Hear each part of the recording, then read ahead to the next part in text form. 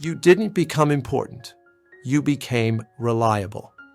And the moment reliability stabilized, the system stopped checking the load. It didn't ask how much you could carry. It only measured that you did.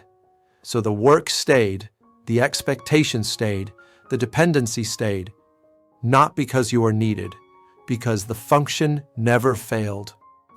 Systems don't reward effort. They lock in outcomes. Once something works, it stops being questioned, especially the cost. This is not a story about exploitation, not about bad managers, not about people taking advantage of you. This isn't about intention, it's about structure. What follows is an observation of how systems behave when something works and keeps working. It's an interpretation, not a verdict. You're free to disagree, free to see it differently, free to draw your own conclusions. No advice is given here. No judgment is passed. Only a pattern that repeats quietly across different environments. Interpretation remains yours. When people talk about being needed, they usually mean being valued. Systems mean something else entirely. They mean continuity. Systems don't recognize people. They recognize functions. A task is performed, a result is delivered, a variable stabilizes. That's enough. Once a function proves reliable, it stops being evaluated. Not because it's perfect, because it's predictable. And predictability is the highest value inside any operating system. So the role settles, quietly, without confirmation, without renegotiation. You don't get assigned more responsibility. Responsibility accumulates because nothing breaks. This is the moment people misinterpret as trust. But trust is relational. Systems don't trust. They fix outcomes in place and move on. Systems don't add weight deliberately. They distribute it where resistance is lowest. A task appears, a deadline tightens, a gap opens. The system doesn't search for capacity. It searches for reliability. So the load moves to the place where it already worked before, again and again. Nothing dramatic happens. No alarm is triggered because the function absorbs the pressure, quietly, like a system running under constant load. The noise is always there, but no one calls maintenance until something breaks. This is why the most dependable element often carries the most invisible strain. Not because it was chosen, but because it didn't fail loudly enough to force recalculation. Over time, the role stops being something you perform.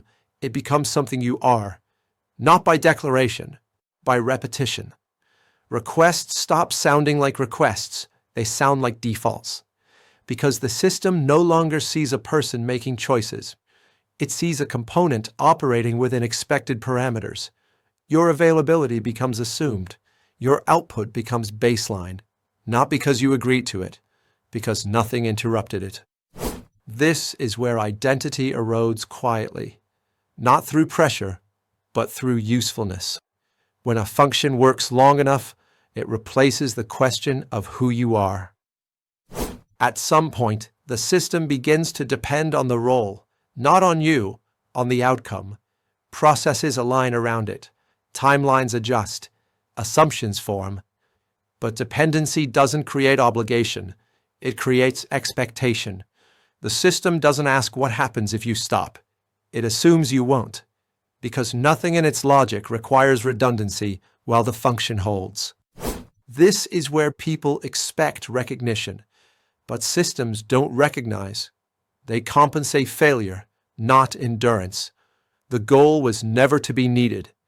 The goal was to remain capable of leaving without collapse. Being needed feels like security, but structurally it does the opposite.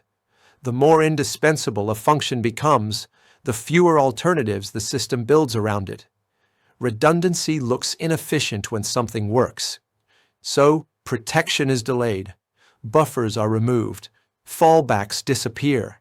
Not because the system is careless, because optimization discourages duplication. What feels like importance is often just exposure. Systems don't protect what they rely on. They protect what they can replace quickly. And the more unique your function becomes, the longer replacement takes, which means the system simply hopes nothing interrupts it. Eventually, the strain doesn't announce itself. There is no collapse, no visible failure, just a gradual narrowing, fewer pauses, shorter margins, less space to recover. The system doesn't register fatigue, only output. So exhaustion becomes invisible until it affects performance. And when performance drops, the system reacts, not to the cause, to the deviation. This is why people are often replaced at the moment they finally slow down. Not because they stopped being useful, but because usefulness was the only thing ever measured. Being needed is not a guarantee of value. It's a sign that a function aligned too well with a system that doesn't monitor cost. Systems don't ask who carries the load. They ask whether the load is moving. And as long as it does, nothing changes. Interpretation remains yours. This channel looks at structures, not intentions, at mechanisms, not personalities. In this universe, there's another division that examines the same reality from the human side: emotion, identity, inner tension. That's Punchline Protocol.